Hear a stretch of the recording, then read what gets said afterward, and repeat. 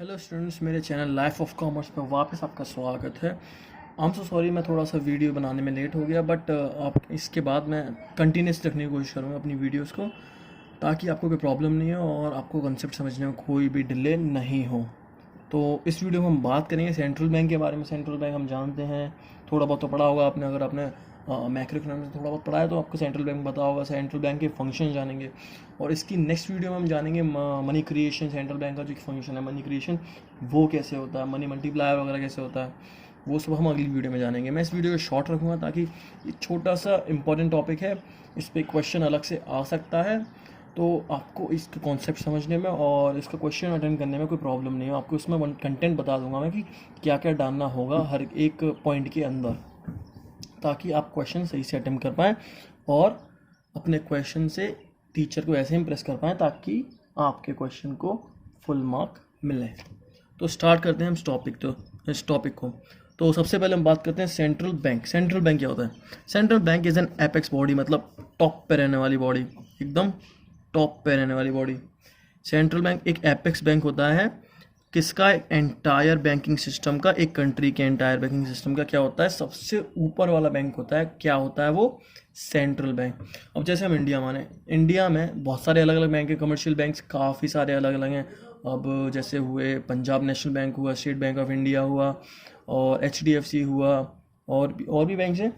तो ये सब है कमर्शियल बैंक्स, ये नॉर्मल बैंक्स हैं। बट एक टॉप पे बैंक रहता है जो भाई इन सबको कमांड दे सकता है, जिसमें अथॉरिटी है, जिसमें इतना राइट है इन सबको कमांड देने का।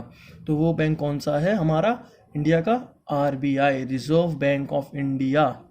वो इतनी पावर होल्ड करता है कि वो कमर्शियल बैंक को बता सकता है कि क्या करना है, क्या नहीं करना है, कैसे करना है, कितने कैसे नहीं करना है, और कितना CRR रखना है, कितना SLR रखना है।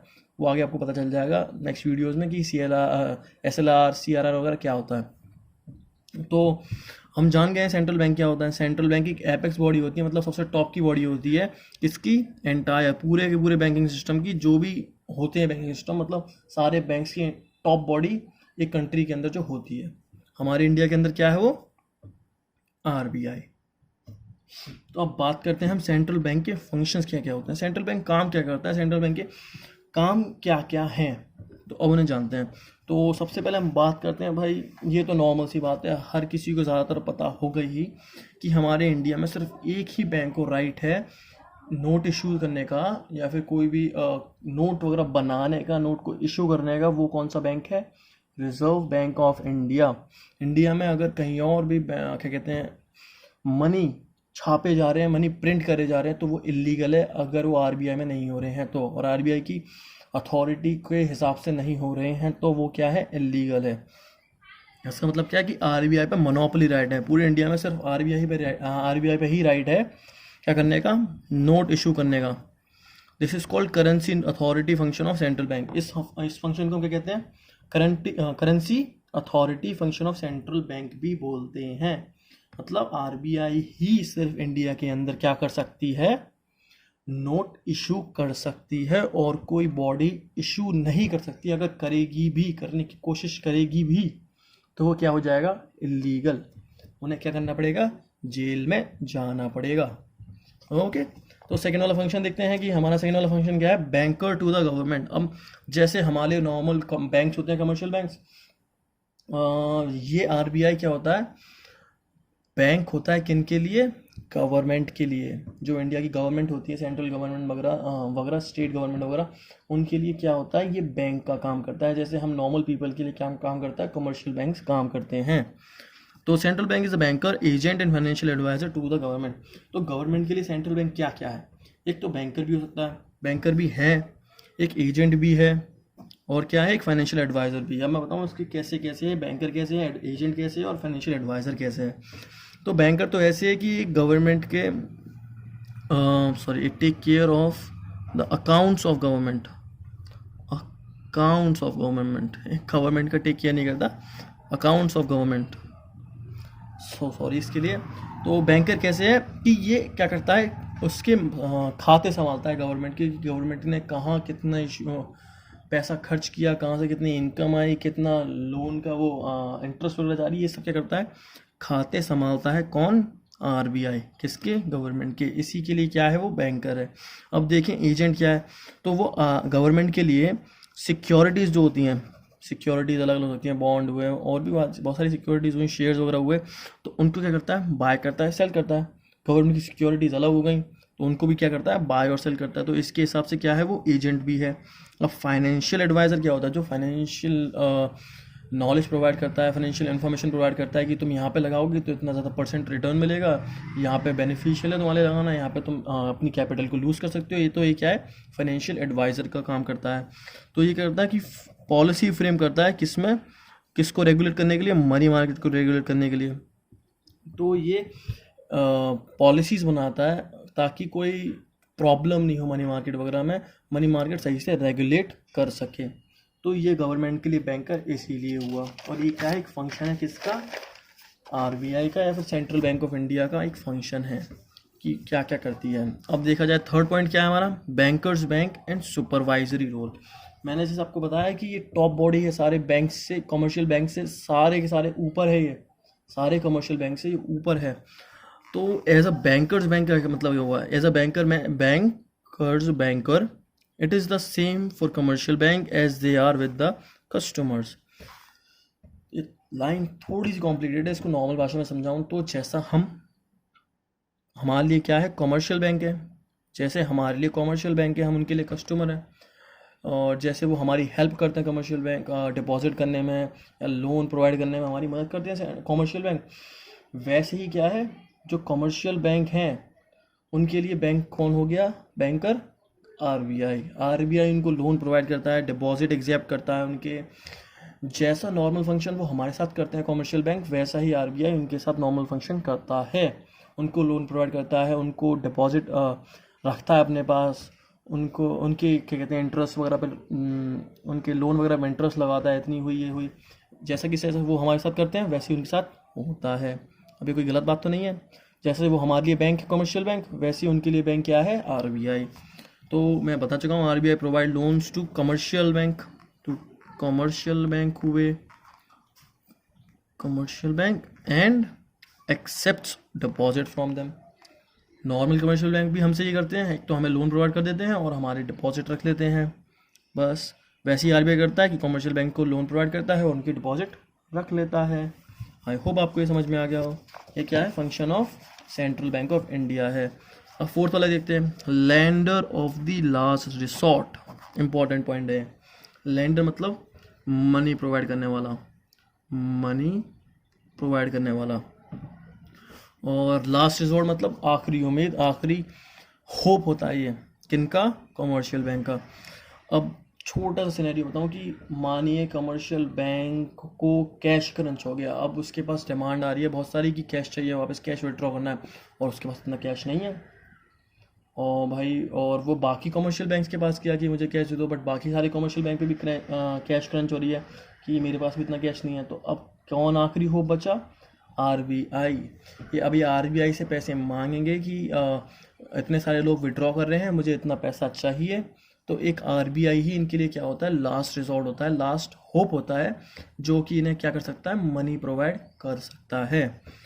This means that if any commercial bank fails to get financial accommodation from anywhere, accommodation मतलब हेल्प, अगर कोई भी कमर्शियल बैंक फेल हो जाता है कोई भी फाइनेंशियल हेल्प दूसरों से लेने में, कमर्शियल बैंक क्या करता है? अप्रोच करता है, पहुंचता है किसके पास?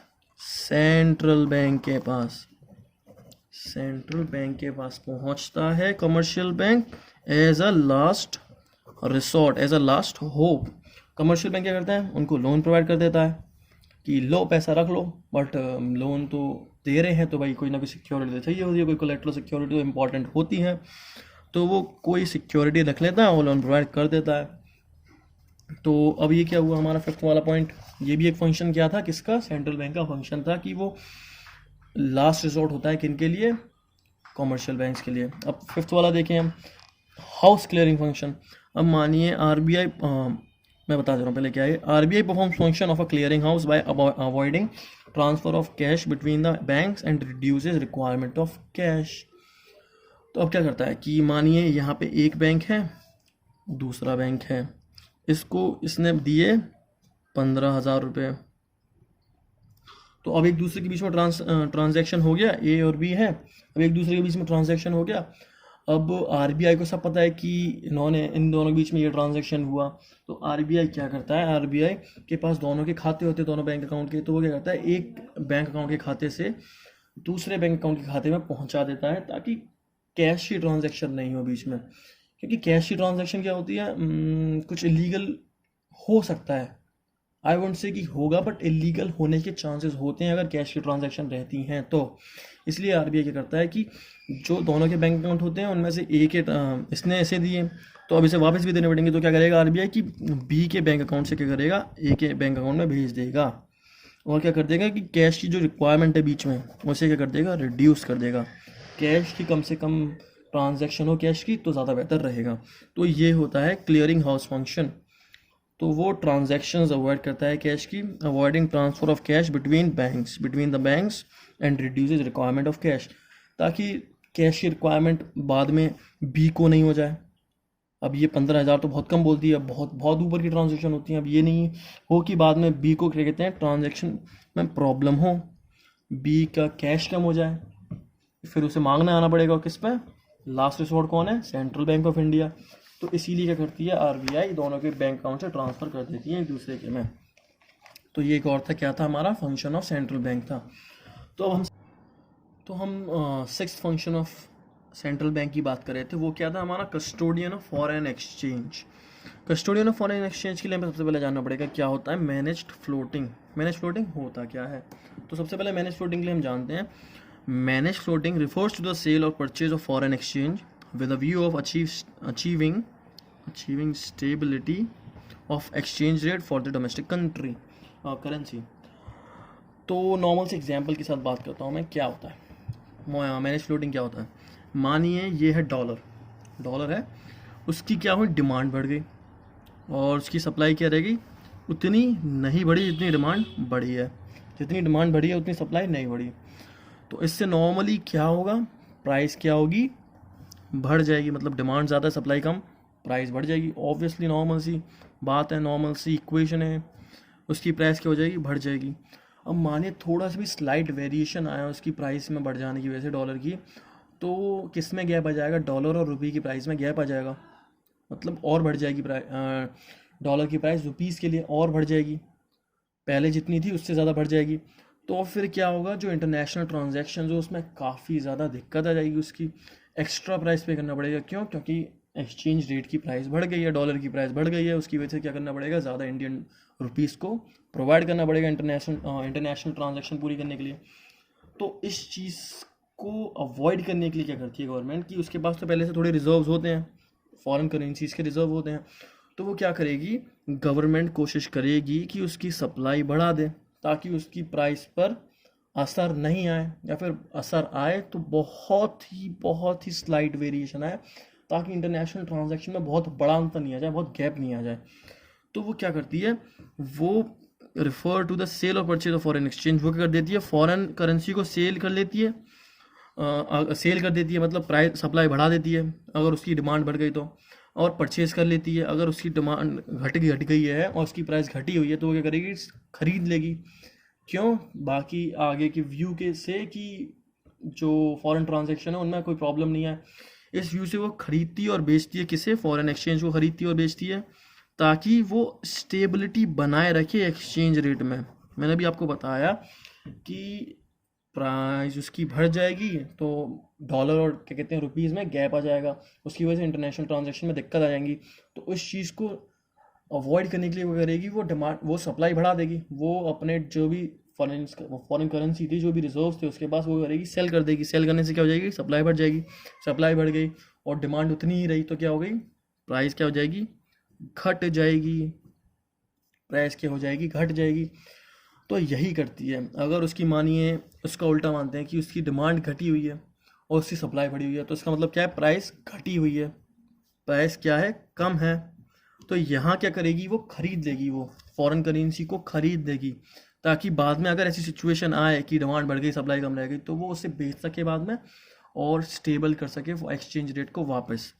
तो ये होता है मैनेज फ्लोटिंग, खरीदना और बेचना किसका, फॉरेन एक्सचेंज का, फॉरेन करेंसी का किस व्यू से कि स्टेबिलिटी अचीव हो पाए एक्सचेंज रेट में, एक्सचेंज रेट में ज़्यादा फ्लुएंसी नहीं आ जाए, फ्लुएंसी का नाम से सॉरी, ज़्यादा फ्रीक्वेंट चेंजेस नहीं आ जाए एक्सचेंज रेट में, इसीलिए क्या करती है वो मैनेज फ्लोटिंग करती है। RBI also exercise manage floating to ensure stability of exchange rate in the international money market. International money market होती है उसमें भी क्या करती है वो मैनेज फ्लोटिंग करती है ताकि स्टेबिलिटी बनी रहे। मैं आपको बता चुका हूँ कि वो क्या होती है मैनेज फ्लोटिंग और वो कैसे काम करती है और वो किस व्यू से काम करती है, स्टेबिलिटी क्यों बना के रखनी पड़ती है, मैं आपको बता दिया इसमें। अगर जब भी कोई प्रॉब्लम हो आप कमेंट बॉक्स में तुरंत के तुरंत टाइप कर दो अपना क्वेश्चन और उसका आंसर आपको तुरंत के तुरंत मिल जाएगा। ओके, तो लास्ट फंक्शन ऑफ हम सेंट्रल बैंक पढ़ते हैं। सेंट्रल बैंक का लास्ट फंक्शन क्या है? Credit control. ये one of the most important function है सेंट्रल बैंक ऑफ इंडिया का। तो इसमें हम क्या मानते हैं? क्रेडिट मतलब यहाँ पे क्या हो गया है, यहाँ पे हम क्रेडिट को रेफर कर रहे हैं किससे? मनी से। Central bank tries to control the availability of credit in the market with its money tool. Credit यहाँ पे मनी ही मानिए, मनी और क्रेडिट यहाँ पे सिमिलर ही यूज़ किया गया है। तो सेंट्रल बैंक क्या करती है? ट्राई करती है क्या करने में? Control the availability of credit. जो पैसा है कंट्री के अंदर उसको क्या करने में हेल्प करती है? कंट्रोल करने में हेल्प करती है। जो मार्केट के अंदर, जो मार्केट की कंट्री के अंदर पैसा है उसको कंट्रोल करने में हेल्प करती है। वो किससे? अपने मनी टूल्स से। मनी टूल्स मतलब मॉनेटरी पॉलिसीज हुई, या फिर मैं आपको ये वाला पॉइंट सही से समझा ही दे रहा हूँ, इसका मतलब क्या है।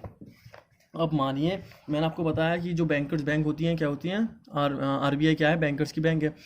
तो अब मानिए इन्फ्लेशन बढ़ गया, इन्फ्लेशन बढ़ गया तो अब क्या करना पड़ेगा? आप सबको पता ही है कि जो सेंट्रल बैंक है वो क्या करती है? वो प्रोवाइड करती है लोन। इन्फ्लेशन बढ़ गया इसका मतलब क्या है? यहाँ पर लोगों के हाथ में बहुत पैसा है। परचेजिंग पावर क्या है? पावर क्या है? बढ़ी हुई है। लोगों के हाथ में पैसा है, इसीलिए क्या हो गया? इन्फ्लेशन बढ़ गया। तो मैंने आपको जैसा बताया कि सेंट्रल बैंक क्या करती है? प्रोवाइड करती है लोन्स को। लोन्स किसे? कमर्शियल बैंक को। और कमर्शियल बैंक क्या करती है? वो लोगों को प्रोवाइड कर देती है एज अ लोन। तो नॉर्मल क्या होता है कि लोगों के हाथ में पैसा भर क्यों जाता है? कि उन्हें लोन्स ज़्यादा मिल रहे हैं। लोन्स जो कमर्शियल बैंक प्रोवाइड कर रही हैं वो ज़्यादा प्रोवाइड कर रही हैं उन्हें एट अ लो रेट, उन्हें ज़्यादा लोन प्रोवाइड हो रहे हैं।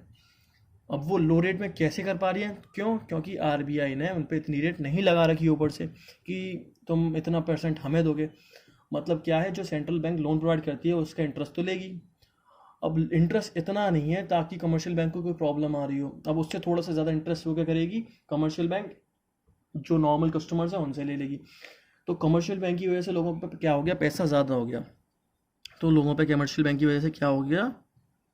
कमर्शियल बैंक की वजह से पैसा ज़्यादा हो गया। तो अब इस इन्फ्लेशन को कम करने के लिए क्या करेगी वो? इस इन्फ्लेशन को सेंट्रल बैंक ने कर देगी, जो लोन प्रोवाइड कर रही है उस पर इंटरेस्ट बढ़ा देगी। सेंट्रल बैंक जो लोन प्रोवाइड करती है उस पर इंटरेस्ट क्या कर देगी? बढ़ा देगी। अब जो सेंट्रल बैंक इंटरेस्ट बढ़ा देगी इसका मतलब जो नॉर्मल कमर्शियल बैंक है वो लोन कम मांगेंगे। लोन कम मांगेंगे मतलब कमर्शियल बैंक्स पे लोन कम होगा, पैसे कम होंगे। पैसे कम होंगे इसका मतलब वो लोन कम प्रोवाइड कर पाएंगे नॉर्मल कस्टमर्स को, और नॉर्मल कस्टमर्स पे लोन कम होगा इसके मतलब परचेजिंग पावर, उनके पास पैसा क्या होगा? कम होगा, जिसकी वजह से क्या होगा? इन्फ्लेशन कम हो जाएगा। मैं वापस बता दे रहा हूँ, इन्फ्लेशन क्यों होता है? जब पैसा ज़्यादा होता है लोगों पे। पैसा ज़्यादा क्यों होता है? कमर्शियल बैंक प्रोवाइड करती हैं लोगों पे ज़्यादा पैसा।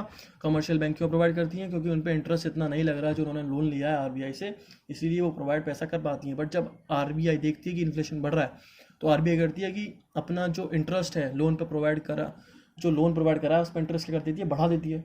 बढ़ा देती है इसका मतलब क्या हो गया कि अगर वो इंटरेस्ट बढ़ाएगी तो कमर्शियल बैंक्स पैसा कम मांगेंगे, उनके पास पैसा कम होगा तो लोगों के पास पैसा कम होगा, लोगों के पास पैसा कम होगा तो वो ज़्यादा खर्च नहीं कर पाएंगे, उनकी परचेजिंग पावर क्या हो जाएगी? कम हो जाएगी। इसकी वजह से क्या हो जाएगा? इन्फ्लेशन कम हो जाएगा। अब इसका उल्टा ही हो गया डिफ्लेशन में। डिफ्लेशन मतलब लोगों के पास पैसा कम है तो वो क्या करेगी? वो कम इंटरेस्ट पे और कम इंटरेस्ट पे लोन प्रोवाइड करेगी कमर्शियल बैंक को। अब कमर्शियल बैंक क्या करेगी? कमर्शियल बैंक लोगों को आगे पैसा देगी, आगे लोन प्रोवाइड करेगी और कम इंटरेस्ट पे। और कम इंटरेस्ट पे कस्टमर्स को लोन प्रोवाइड करेगी। इसका मतलब क्या हो गया, उनके पास मनी बढ़ गया, परचेसिंग पावर बढ़ गई, तो डिफ्लेशन क्या हो गया, सही हो गया। ओह माय गॉड, मैंने कितने सारे वर्ड्स बोल दिए देख ये 5 मिनट के अंदर। चलो जो भी, आई होप आपको समझ में आ गया हो। और भी इसके अंदर क्या होते हैं, अलग अलग वो होते हैं CRR वगैरह, जो CRR SLR वगैरह वो भी इफेक्ट करते हैं इस वाले पॉइंट को, बट वो अगली नेक्स्ट वीडियोज़ में समझा दूंगा, कोई प्रॉब्लम नहीं है। इस वीडियो को ज़्यादा लंबा नहीं करते हैं। और आई होप आपको ये टॉपिक समझ में आ गया हो। ये फंक्शंस ऑफ सेंट्रल बैंक काफ़ी इंपॉर्टेंट टॉपिक है, इसमें से पूरा का पूरा क्वेश्चन बन सकता है। एंड अगर आपको मेरी वीडियोस पसंद आ रही है तो प्लीज़ प्लीज़ प्लीज़ अपने दोस्तों से शेयर करें, मेरी वीडियोस को लाइक करें और चैनल को सब्सक्राइब कर दें। और या नोटिफिकेशन बेल भी बजा दें, ताकि आपको पास कोई भी नई वीडियो आए मेरी, आप उसे मिस नहीं कर पाएँ। So thank you and have a very nice day.